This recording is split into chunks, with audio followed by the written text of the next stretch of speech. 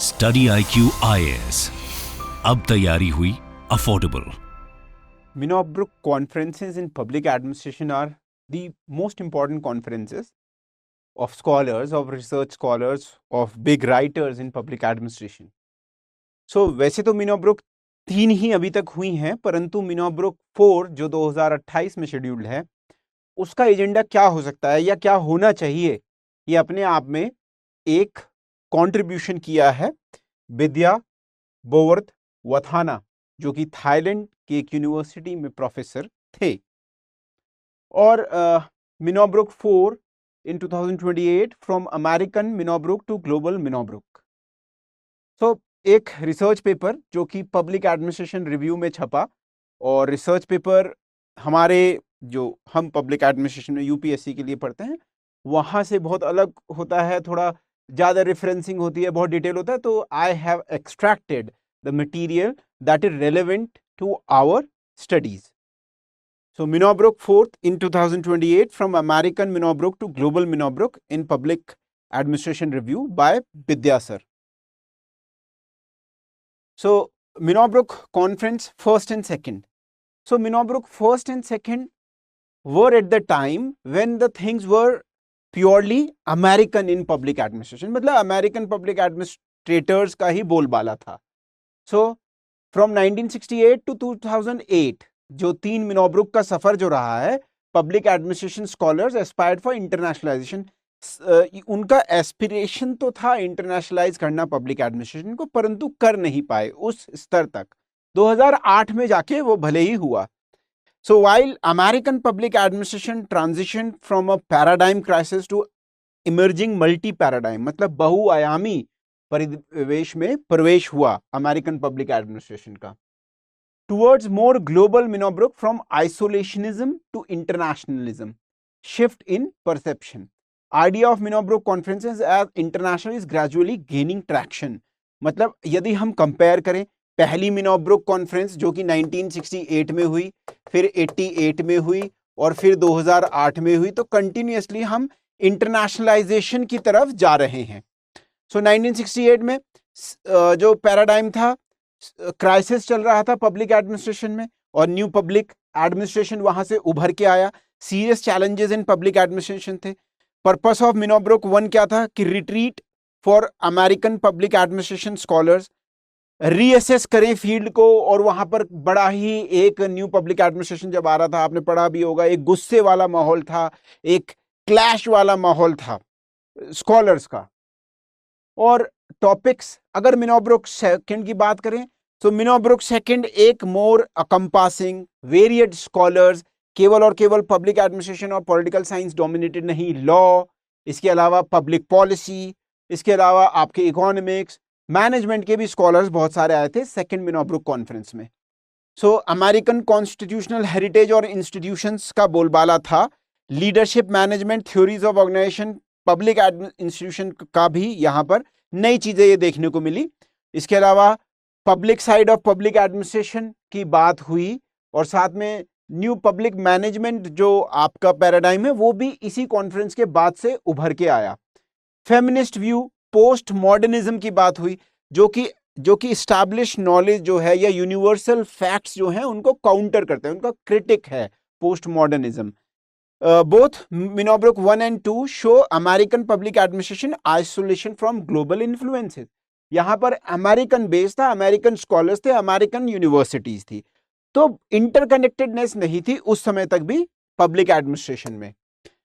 Public administration का optional batch जो है वो 25 सितंबर से शुरू हो रहा है। आप सभी के लिए ये अच्छी अपॉर्चुनिटी है कि आप SC लाइव कोड का अगर यूज करेंगे तो 15,999 में बेहतर आप प्राइस पे एडमिशन पा सकते हैं।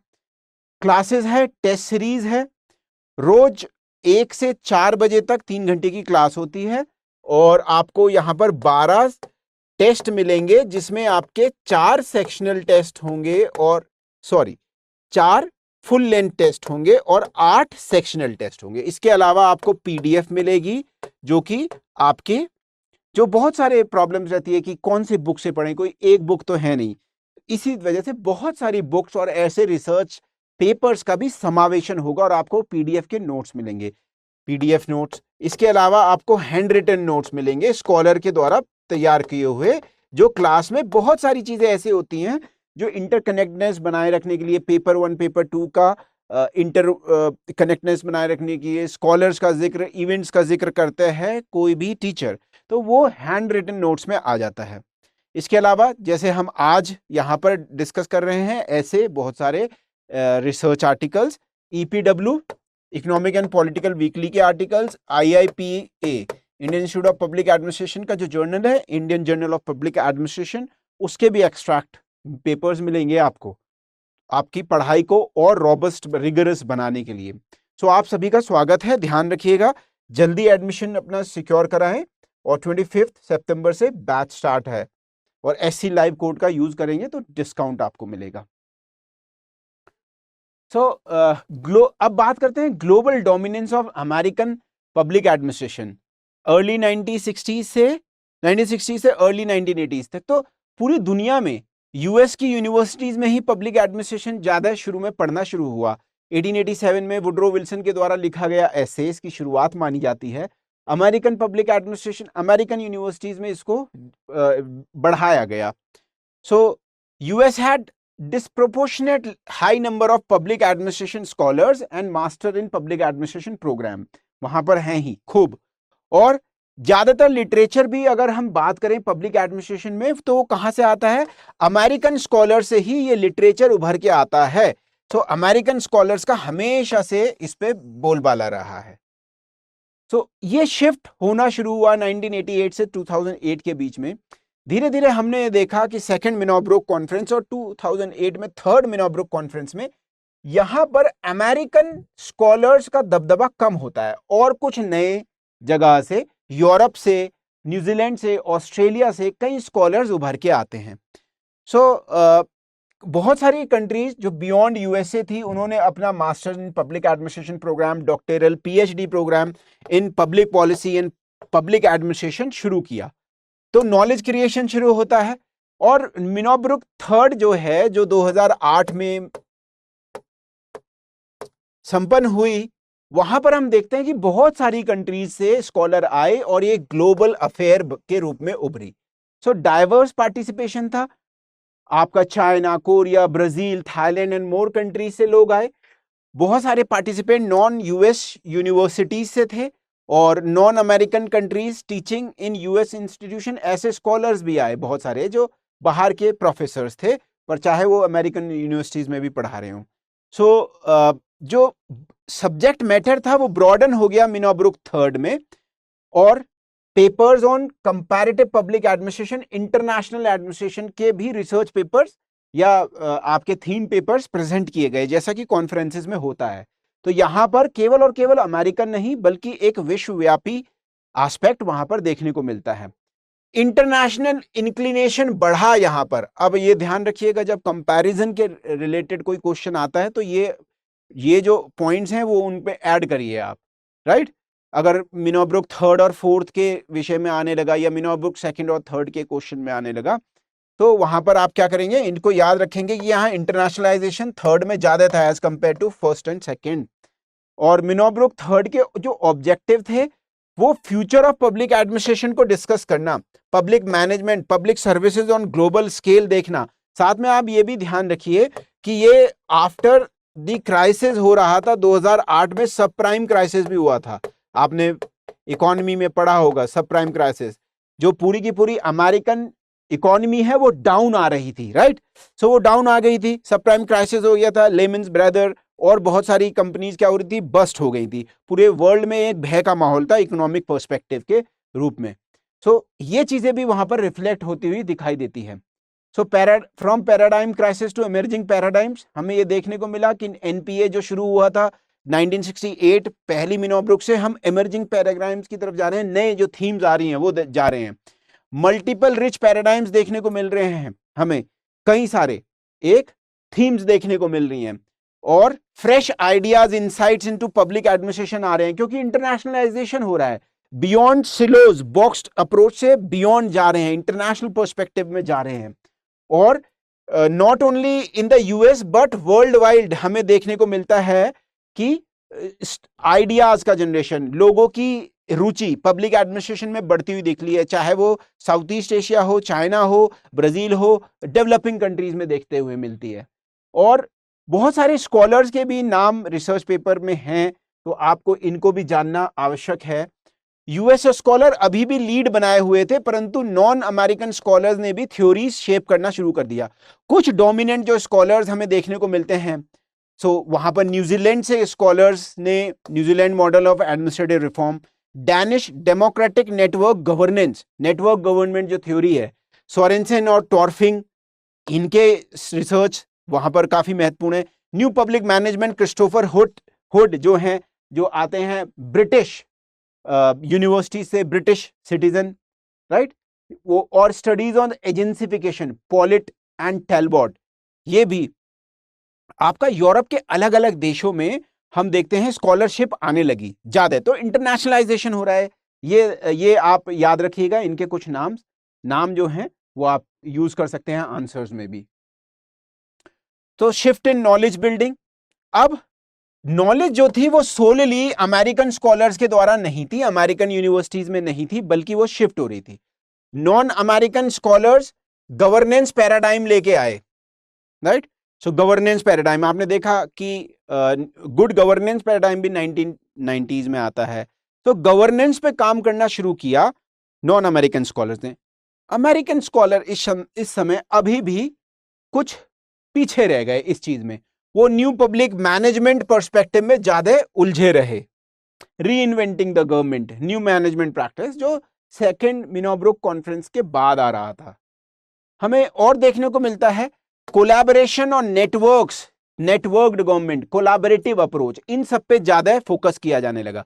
तो अगर हम रीसेंट ट्रेंड्स देते हैं अमेरिकन स्कॉलर में, तो अभी वो किस पे, collaborative public management with in networks का मतलब है कि जहां पर एक आइडियाज का, पैसों का भी एक्सचेंज होता है। जैसे अगर मैं एग्जांपल दूं आपको, तो जैसे प्राइवेट सेक्टर और पब्लिक सेक्टर ये मिलके पंचायतों के साथ और एनजीओ के साथ और आपका नीति आयोग के साथ, सिविल सोसाइटी के साथ और पब्लिक का, कम्युनिटी के साथ नेटवर्क्स बनाएं। ये होता है नेटवर्क, और किसी भी समस्या को मिलजुल के सुलझाएं। नीति आयोग में आपको पता होगा हम सुरक्षित तुम सुरक्षित जैसी योजनाएं, और बालिकाओं के विकास से रिलेटेड हो, पिरामल फाउंडेशन, सिविल सोसाइटी के मेंबर्स, गवर्नमेंट की बॉडीज एक साथ आके प्रयास कर रहे हैं एस्पिरेशनल डिस्ट्रिक्ट्स में, यही उदाहरण है उसका। So global evolution of public administration.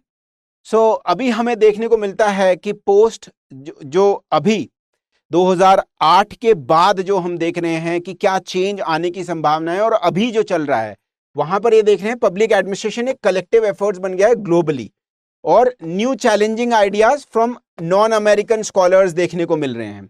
Public administration एक रॉबस्ट फाउंडेशन और अच्छे डायरेक्शन में जा रहा है।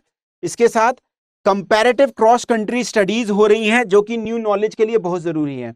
और कंपैरेटिव पब्लिक एडमिनिस्ट्रेशन जो आपका डेवलपमेंट एडमिनिस्ट्रेशन के समय भी पीकअप हुआ था, उसके बाद 1980s में नीचे जाने लगा, पर फिर से ये क्या हो रहा है, उभार आ रहा है, क्योंकि अभी इंटरेस्ट है global knowledge creation, global challenges को। जैसे क्या ग्लोबल चैलेंजेस, जैसे क्लाइमेट चेंज, इसके अलावा पॉल्यूशन, इसके अलावा अगर हम स्पेस रेस को देखें, इसके अलावा अगर हम देखें आपके terrorism, drugs cartel, illegal migration, immigration, ये सब अपने आज के समय के क्या हैं, चैलेंजेस हैं। इसके अलावा आपने 2019 कोविड, राइट, 2020 में आपने देखा, तो कोविड में भारत ने भी मैत्री पॉलिसी अपनाई, कोविड मैत्री, राइट, वैक्सीनेशन मैत्री। ये जो एस्पेक्ट्स हैं, ये अपने आप में हमारे समय के नए चैलेंजेस और नई थीम्स हैं।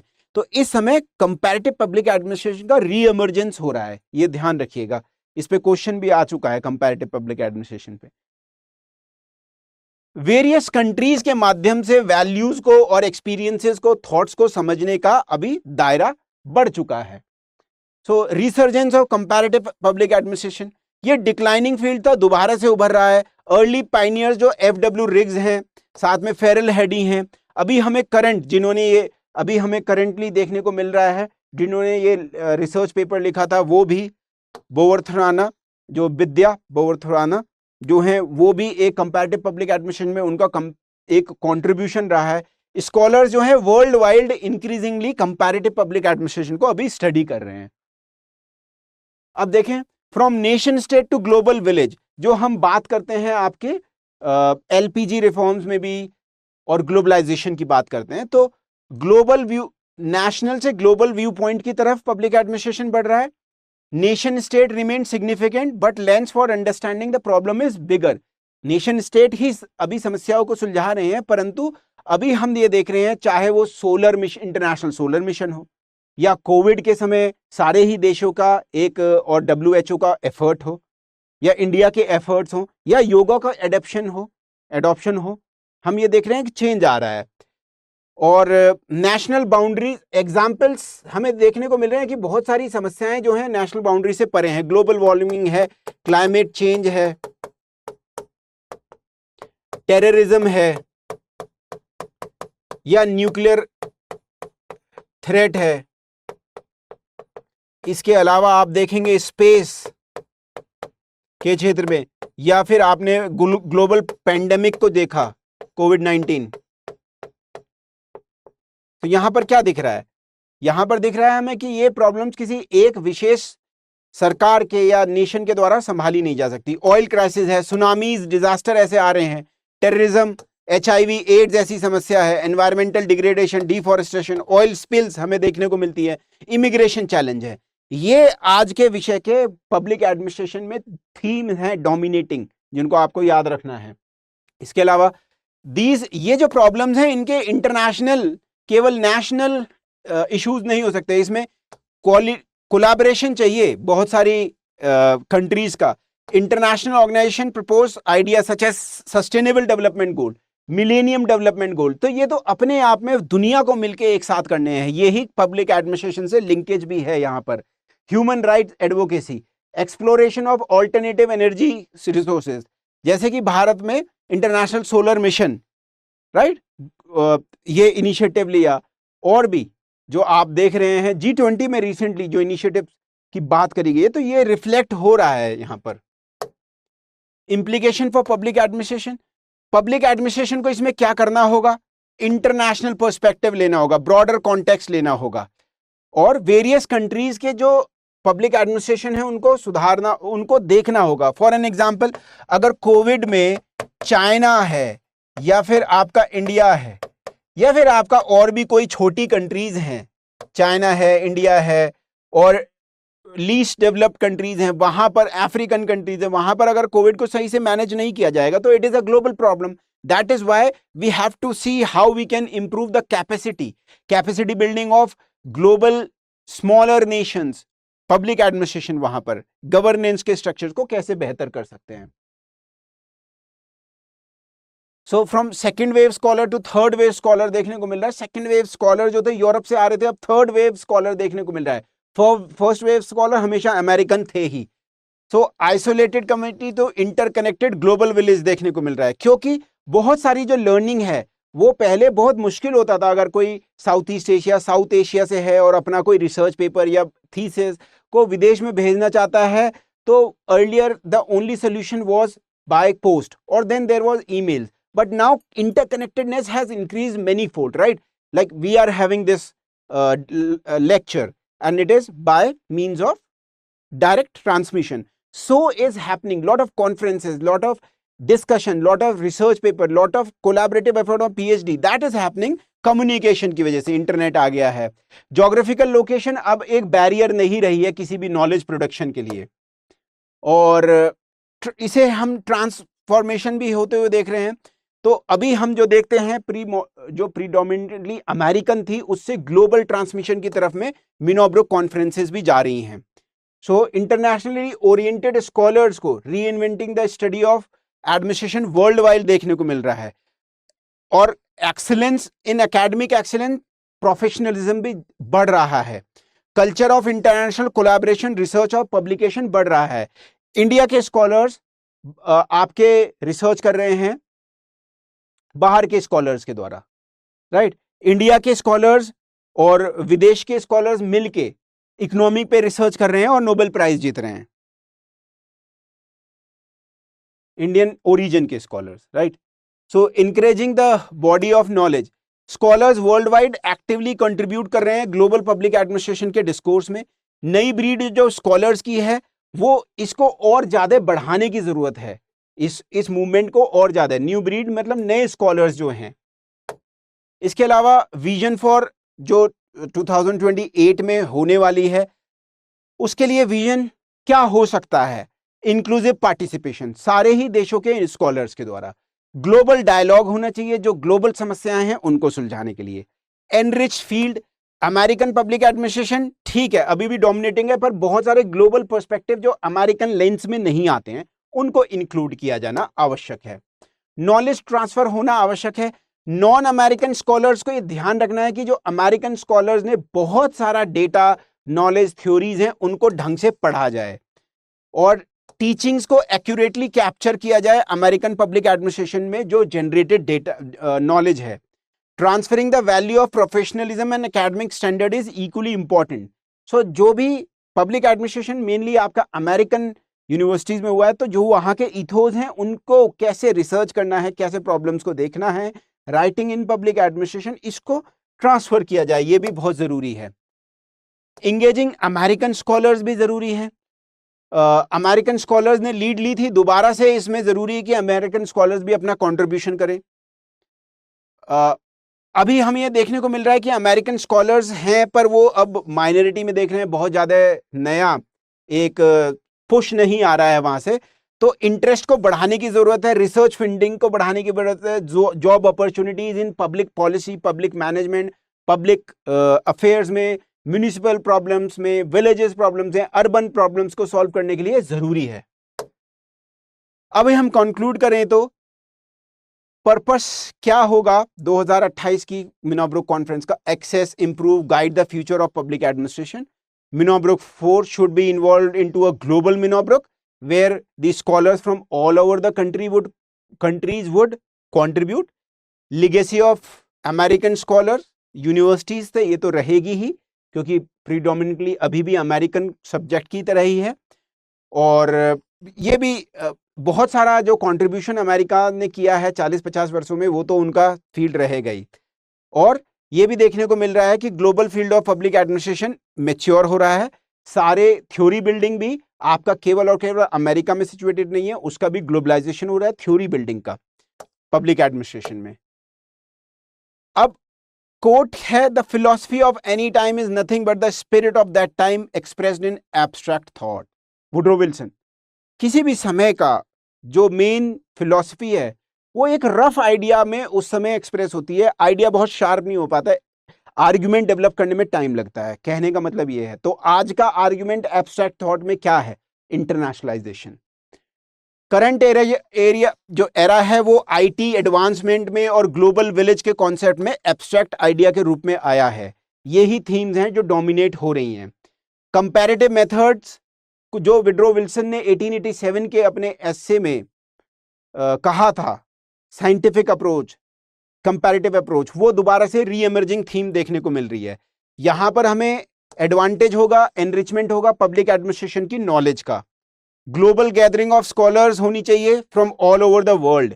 Balance representation beyond just American scholar, तो European, Indian, South Asian, South East Asian, Chinese, सारे स्कॉलर्स आए, साउथ अमेरिकन, और अपनी अपनी समस्याओं को वहां रखें और इनरिच करें पब्लिक एडमिनिस्ट्रेशन को भी। So that was the extract from the research paper that was published in Public Administration Review, and it was about the 4th Minobruk conference. What could be the themes or the changing dynamics we are seeing in our times. आपको कोई भी समस्या हो, किसी भी तरीके का question पूछना हो, कोई डाउट हो, तो आप पब्लिक एड बाय शेखर पे संपर्क कर सकते हैं, और ये है टेलीग्राम आईडी, आप यहां से जुड़ सकते हैं और हमारे साथ कन्वर्सेशन कर सकते हैं। इसके अलावा यहां पर ऐसे, जैसे मैंने आपसे डिस्कस किया, ऐसा बहुत सारे पेपर्स का एक्सट्रैक्ट जो कि बहुत जरूरी है पब्लिक एडमिनिस्ट्रेशन में पढ़ने के लिए, जो करंट एस्पेक्ट में डायनेमिक पार्ट को डील करने के लिए, EPW के भी आर्टिकल्स, बहुत सारे करंट अफेयर्स से रिलेटेड पब्लिक एडमिनिस्ट्रेशन के आर्टिकल्स, PPTs और भी बहुत सारा स्टडी मटेरियल्स आपको यहाँ पर देखने को मिलेगा. So you all are welcome to join, and in this lecture that is all we have for the time. Thank you for watching. Jai Hind. Study IQ IAS. अब तैयारी हुई अफोर्डेबल.